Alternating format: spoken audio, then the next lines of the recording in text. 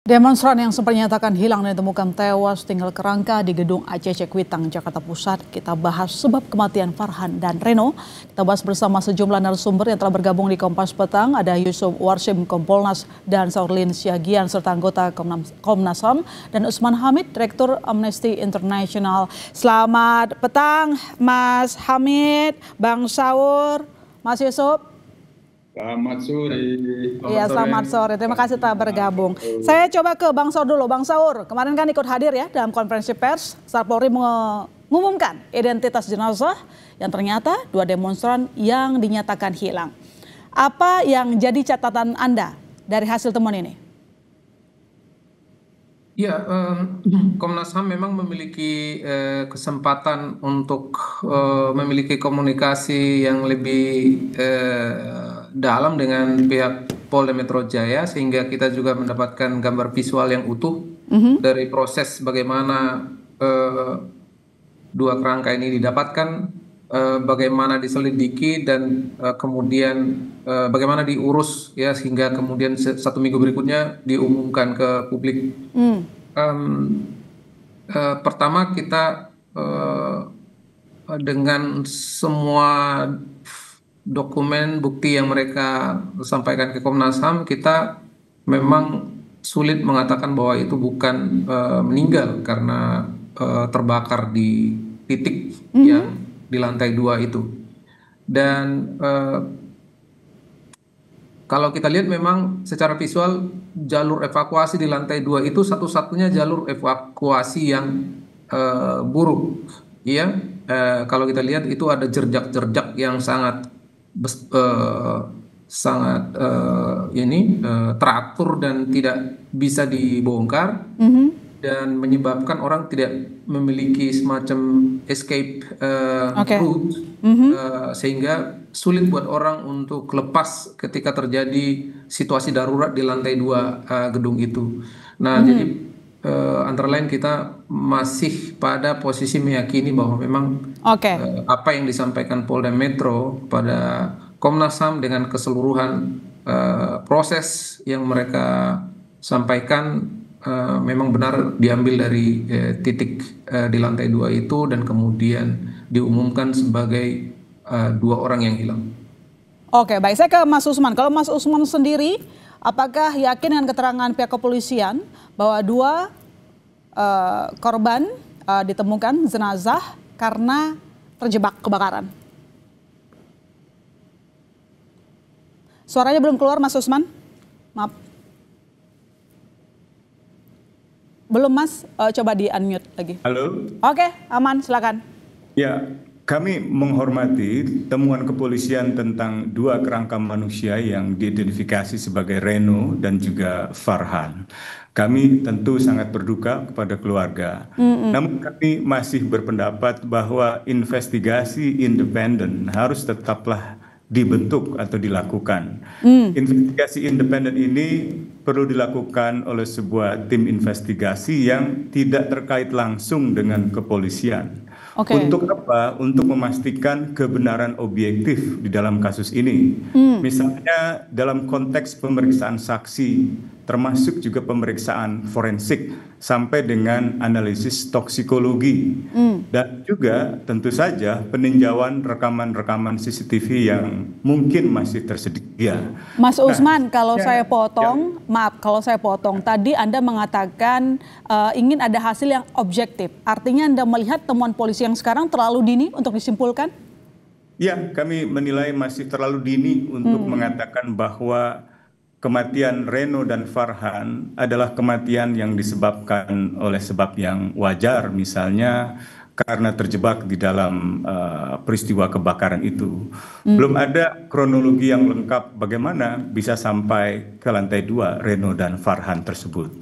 Dan sebenarnya akan lebih kuat objektivitas hasil di kepolisian apabila didampingi dengan investigasi independen yang dilakukan oleh misalnya para ahli forensik yang tidak terkait langsung dengan kepolisian. Sebab selama ini apalagi di dalam kasus akhir Agustus lalu, kepolisian berhadapan-hadapan dengan para demonstran, apalagi dalam kasus Kuitang. Sebaiknya adalah second opinion atau pendapat kedua dari ahli forensik. Bisa saja itu dibentuk atau disiapkan oleh Komnas HAM, karena Komnas HAM pada tahun 98, 99 di Aceh, di Timur itu termasuk dalam peristiwa Tanjung Priuk melibatkan para ahli forensik untuk melakukan pemeriksaan medis, pemeriksaan forensik dan analisis-analisis lainnya yang diperlukan untuk mengenali jenazah dan sebab-sebab kematiannya. Oke, baik. Saya ke Mas Yusuf. Kalau begitu tadi disampaikan oleh Mas Usman bahwa simpulan penyebab kematian Farhan dan Reno ini terlalu dini. Tanggapan dari Kompolnas gimana? Baik, terima kasih.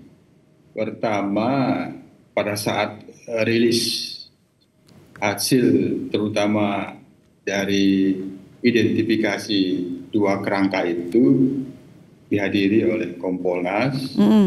Yang itu setelah itu baru melaporkan apa yang disebut hasil identifikasi, ada dua kerangka dan hasil pemeriksaan DNA-nya itu menjelaskan identitas nama Reno dan Farhan. Itu dulu.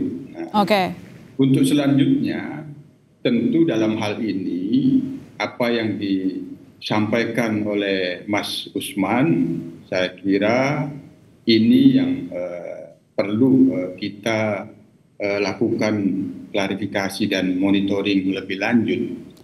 Yang disampaikan Mas Usman itu sangat paham. Oleh karenanya kita pada saat ini tentu belum bisa menyimpulkan apakah terlalu dini atau tidak. Tapi sejauh ini memang Kompolnas perlu melakukan pendalaman. Perlu melakukan pendalaman termasuk membentuk tim gabungan pencari fakta. Artinya dari Kompolnas pun belum yakin dengan simpulan dari polisi. Pendalaman beberapa fakta yang bisa menjelaskan kronologinya itu apa dan bagaimana ketika itu kronologinya dijelaskan terjebak. Nah, berarti kan fakta terjebak. Jangan sampai ada kronologi yang bisa menjelaskan bukan fakta terjebak. Apapun itu dulu. Nah, sementara yang kita dalami dua peristiwa yang sangat penting untuk didalami. Pertama, ini berdasarkan kronologi yang kita terima sementara dulu. 19 September 2025, Puslapor melakukan pemeriksaan TKP di gedung ACC untuk memeriksa penyebab kebakaran. Itu 19 September. Ini perlu didalami. Perlu kami dalami sebagai pengawas kinerja kepolisian. Apakah pemeriksaan pada waktu itu dilakukan terhadap terjadinya kebakaran atau yang lainnya? Nah, sehingga ketika dilakukan pemeriksaan laboratorium forensik, pertanyaan berikutnya, mengapa tanggal 30 Oktober tim dari PT QES vendor ACC menemukan dua kerangka itu? Apakah pada waktu dilakukan pemeriksaan TKP dari Puslapor tidak naik ke lantai 2 yang ditemukan dua kerangka itu? Ini kronologi penting untuk bisa menjawab apakah memang faktanya terjebak. Baik. Tapi pertanyaannya Mas Yusuf, kalau saya potong, apakah tidak ada catatan komunikasi terakhir dari dua korban? Nanti dijawab, Kompas Petang segera kembali, saudara. Mas Yusuf, kita lanjutkan pertanyaan saya tadi. Apakah tidak ada tanda-tanda ataupun bukti terakhir dua korban kontak komunikasi dengan siapa? Karena kematian korban diketahui lebih dari sebulan pasca kejadian. Mas Yusuf.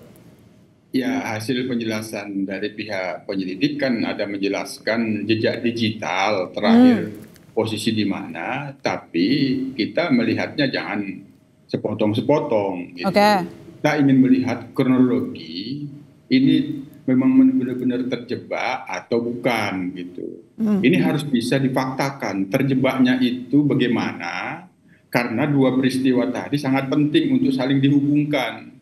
Ada pemeriksaan Puslapor di TKP memeriksa penyebab kebakaran, apakah itu tidak mendapatkan tanda-tanda di lantai 2 ada 2 kerangka kalau memang benar dilakukan pemeriksaan di TKP terhadap kebakaran. Kan dia ngambil bahan yang terbakar itu, diambil sampelnya, apakah tidak naik ke lantai 2? Ini yang perlu kami dalami, sehingga ini harus clear gitu bahwa ini terjebak. Oleh karena itu, dihubungkan dengan jejak digital lainnya, kronologinya harus bisa menjelaskan. Terjebak dengan rangkaian kronologi terakhir jejak digitalnya di mana, sehingga kemudian dalam selang berapa waktu, kapan dia terakhir berada di tempat lain dengan jejak digital handphone yang dia miliki, yang itu informasi dari penyelidik itu digadaikan, dan bagaimana itu dia yang disebut peristiwa terjebak di situ kapan, kan itu harus dirangkai.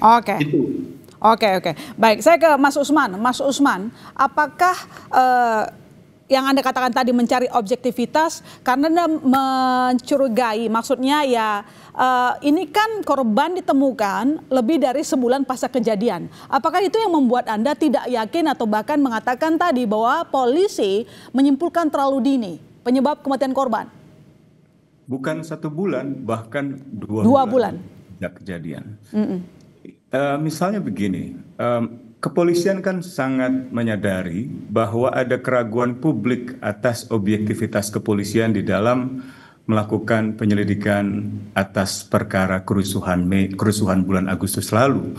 Karena itu sebenarnya kepolisian bisa melibatkan sedari awal tim di luar kepolisian. Salah satunya dari Komnas HAM yang membentuk 6 yang bersama 5 lembaga nasional HAM lainnya membentuk tim gabungan.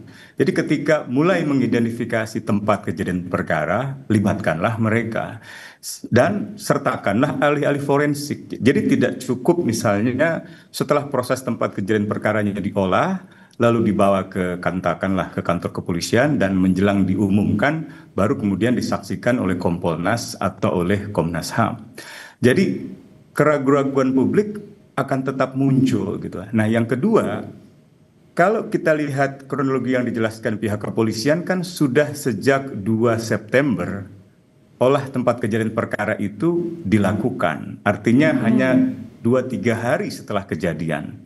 Pertanyaannya adalah apakah memang tim ahli forensik atau ahli investigasi ilmiah di dalam kepolisian atau siapapun yang dilibatkan oleh kepolisian tidak dapat mengenali ciri khas dari bau daging manusia yang terbakar.